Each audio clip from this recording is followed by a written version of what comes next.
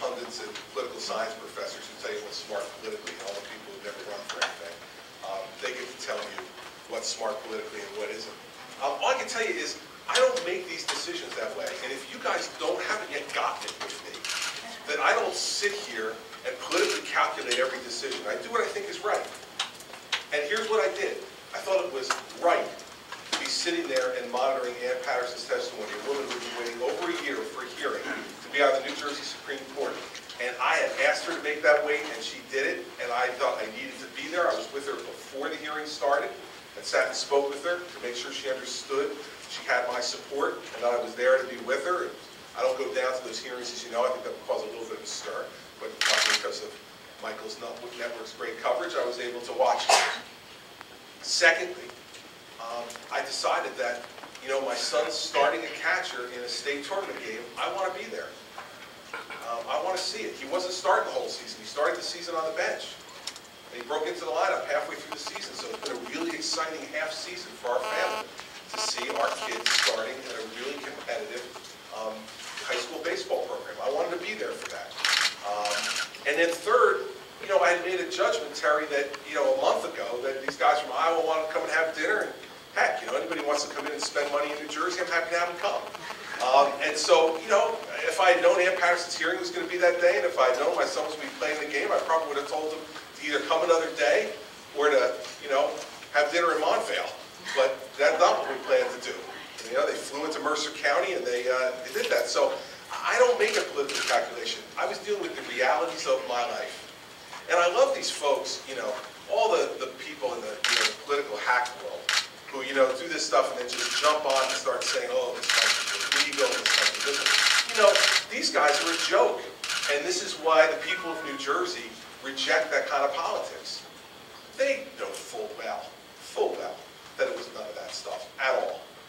But I'm paying it, Terry, because I am not going to permit this to distract the legislature, to distract me, or more importantly, distract the people of New Jersey from what it is we need to do over the next 28 days. And that's to fix a pension system that's going bankrupt, a health insurance system that's going bankrupt, and to keep this state on the track towards recovery, which is where it is now.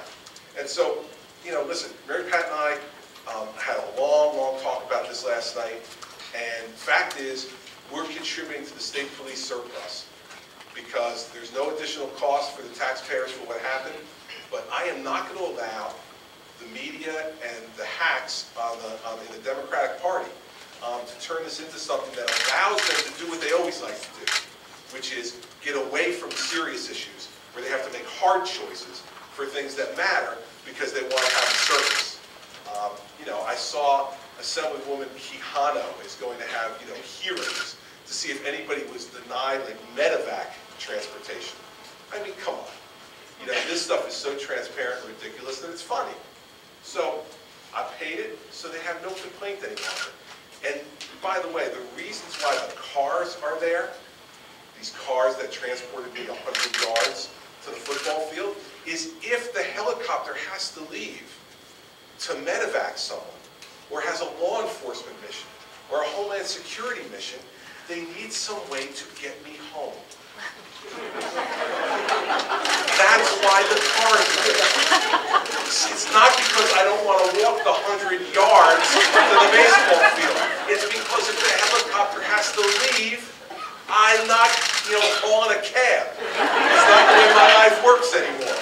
So, you know, this is the ridiculousness of what people, you know, have been chattering about for the last 36 hours. And so, from my perspective, I'm like, let's just end it. I'll write the check and end it. And, you know, I hope that Fuentes uses the $3,300 like to get some, you know, better dinners for the guys at the EPU who are spending 16 hours a day with me. You know what my son said to me afterwards? Afterwards, he said to me, Dad, thanks for coming. That's what he said. So,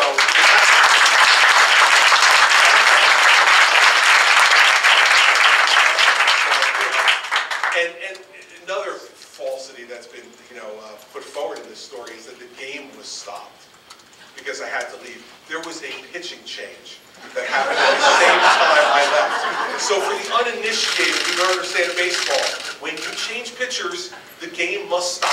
Because the pitcher's the one who restarts the game by throwing the ball. So there was no game stoppage because the helicopter left.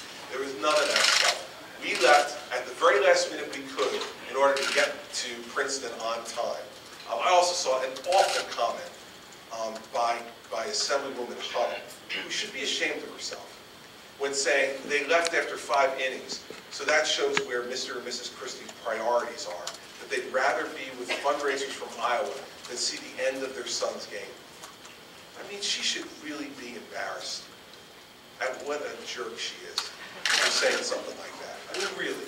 You know, to score cheap political points, we stayed every minute we could to watch our son play, and we had people who flew from Iowa to come and have dinner for us, and we didn't think that it was appropriate to be late for them.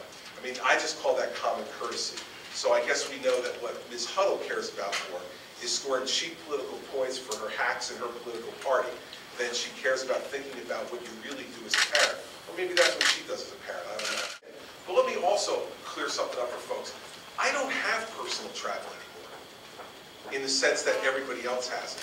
Like, I'd love to go out and drive my own car and go to the dry cleaners by myself on Saturday morning, or go to the bank or the deli on Saturday morning like I used to when I was U.S. Attorney, by myself, in my car, playing my radio as loud as I want to play it, with my windows down and singing really badly. Those are no longer options in my life.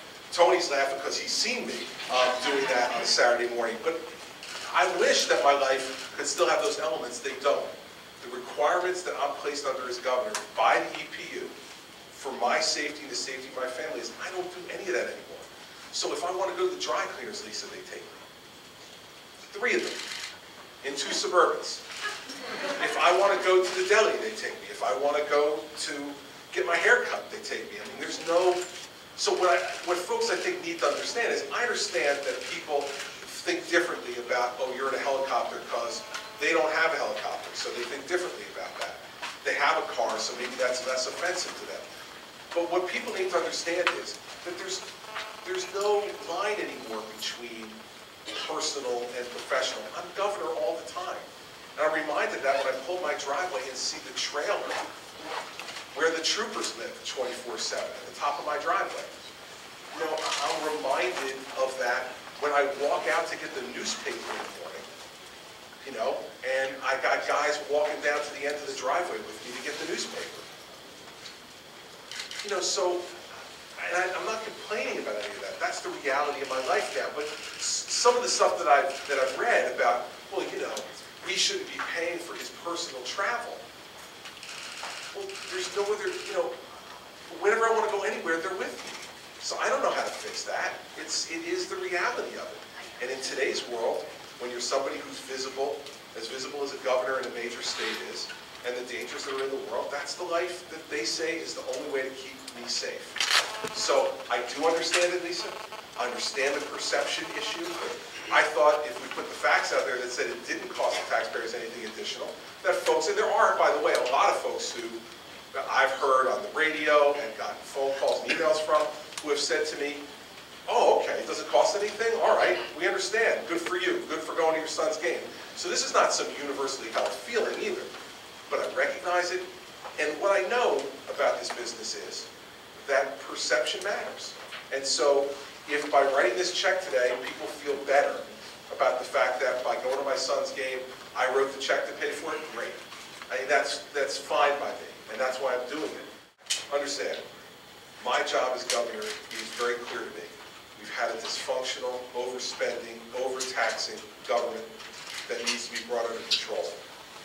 And even at moments when I'm asked to do something that I don't think is necessary, if I believe that not doing it will place one impediment in front of me in finishing the job that you sent me here to do, then I will do what I need to do this job the way I need to do it.